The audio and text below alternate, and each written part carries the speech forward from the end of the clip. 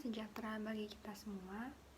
Nama saya Pamela Marcella Chandra dari Delegasi Universitas Bina Nusantara, Jakarta.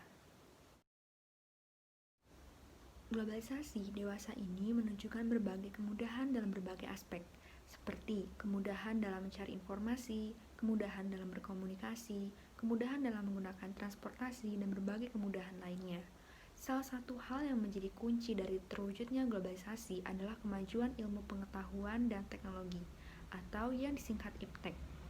Dengan kemajuan yang ada, maka hal ini dapat menjadi peluang dan sekaligus tantangan bagi diri kita sendiri, masyarakat, serta negara kita tercinta.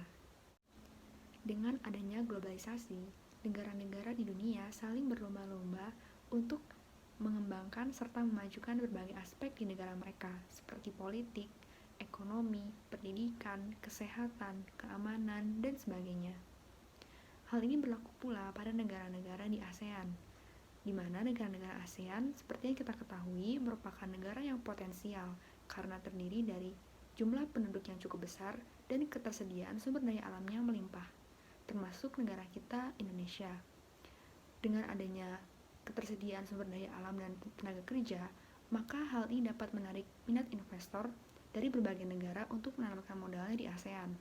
Sehingga hal inilah yang membuat negara-negara di ASEAN akan semakin berkompetisi untuk mensejahterakan ekonomi dan masyarakat mereka. Untuk mencapai kesejahteraan bagi negara-negara di kawasan ASEAN, para pemimpin negara ASEAN pada beberapa periode waktu yang lalu membuat suatu kesepakatan terciptanya pasar tunggal di kawasan Asia Tenggara, yang dalam rencananya diwujudkan pada akhir 2015 lalu. Pasar tunggal yang kemudian disepakati tersebut disebut dengan Masyarakat Ekonomi ASEAN, atau yang disingkat dengan MEA. MEA tidak hanya berfokus pada perdagangan barang dan jasa, tapi juga mendorong tumbuhnya pasar tenaga kerja profesional. Berangkat dari tujuan dan latar belakang terbentuknya MEA, kita dapat melihat adanya peluang sekaligus tantangan bagi UMKM atau usaha mikro kecil menengah. Dengan adanya dorongan dan pengembangan terhadap UMKM, maka produk-produk UMKM bisa mencapai skala internasional.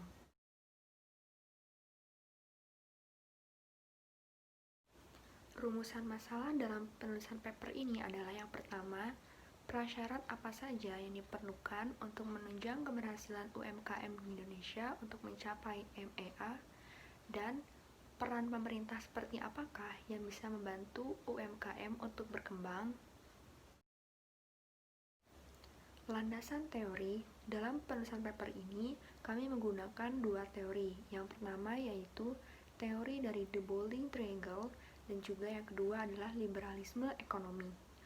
Yang pertama, kami akan membahas mengenai The Bowling Triangle. Dalam suatu kehidupan negara, diperlukan kesinambungan antara masyarakat, negara, dan pasar. Ketiga aspek ini memiliki hubungan dan berinteraksi satu sama lain. Berikut adalah gambaran dari konsep The Bowling Triangle. Dalam teori The Bowling Triangle terdapat tiga pihak atau unsur yang penting, yaitu ada pasar, masyarakat, dan pemerintah atau negara. Negara merupakan pihak yang berfungsi atau berwenang untuk membuat peraturan yang dapat mengatur jalannya suatu kepentingan antara pasar dan masyarakat, sehingga tidak terjadi bentrok atau kekacauan. Scott Burchell dalam bukunya yang berjudul The Theories of International Relations menjelaskan mengenai asumsi dasar dari nilai-nilai liberalisme, yaitu kebebasan individu, urgensi pembentukan institusi untuk memenuhi kebutuhan individu demi mencegah terjadinya konflik, menurunnya intervensi pemerintah, dan memberi dukungan kepada pasar kapitalisme sebagai cara untuk memperoleh kesejahteraan. Mengenai intervensi pemerintah, pada kenyataannya, perdagangan bebas secara murni tanpa intervensi dari pemerintah tidaklah benar-benar terjadi, karena intervensi pemerintah tetap ada melalui kebijakan fiskal. Oleh karena itu, menurut pandangan liberalisme ekonomi, pemerintah atau negara merupakan pihak yang dapat menciptakan atau memanifestasikan lingkungan yang mendukung lancarnya mekanisme pasar dan memberikan perlindungan atas hak milik.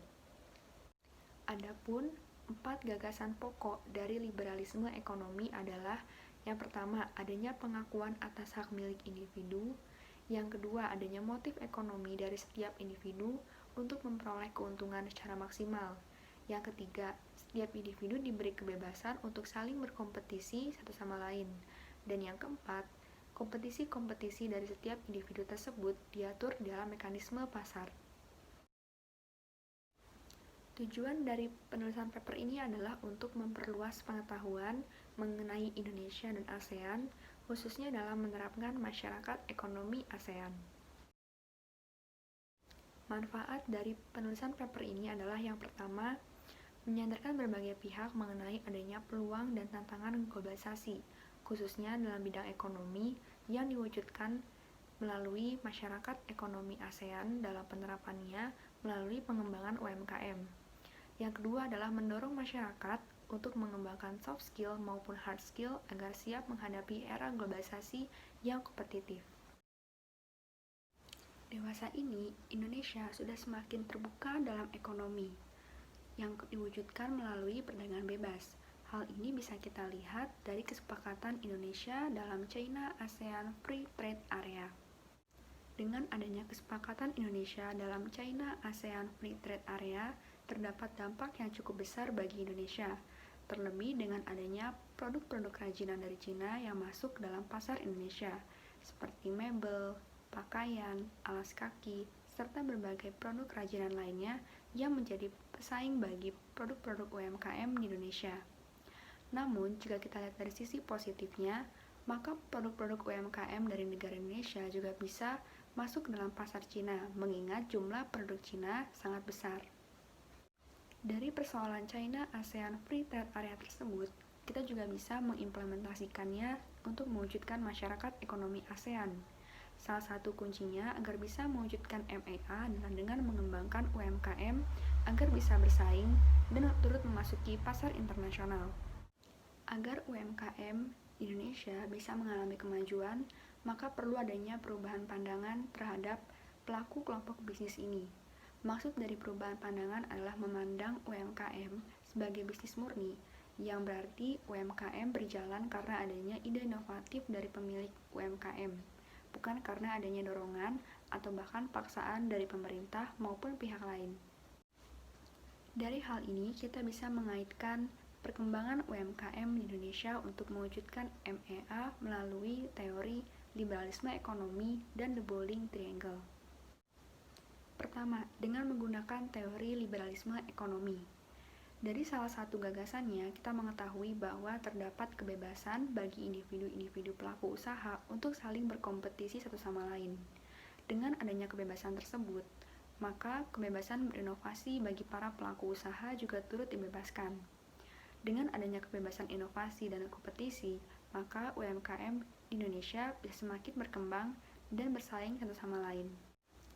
Yang kedua, dengan adanya teori liberalisme ekonomi, kita juga mengetahui bahwa pemerintah dipandang sebagai pihak yang dapat memberikan perlindungan serta menciptakan lingkungan kerja yang dapat mendukung proses berjalannya mekanisme pasar. Dalam hal ini adalah UMKM.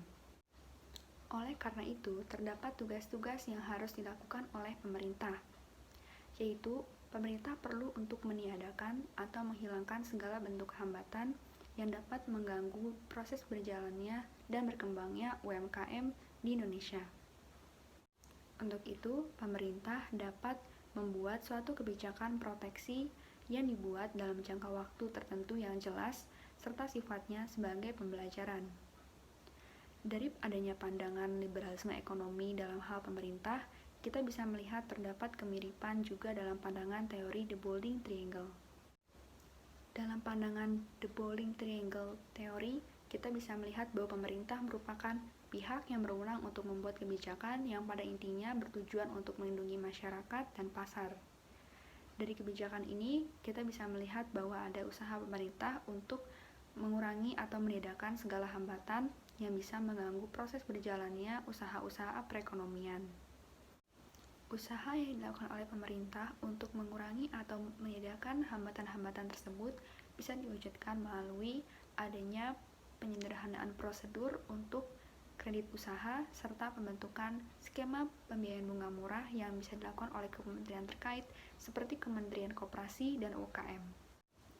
Karena pemerintah tidak dapat melakukan intervensi atau campur tangan terhadap proses berjalannya UMKM, maka ketika UMKM mengalami kemerosotan, kemunduran, atau bahkan mati, pemerintah juga tidak dapat menghidupkan kembali UMKM tersebut.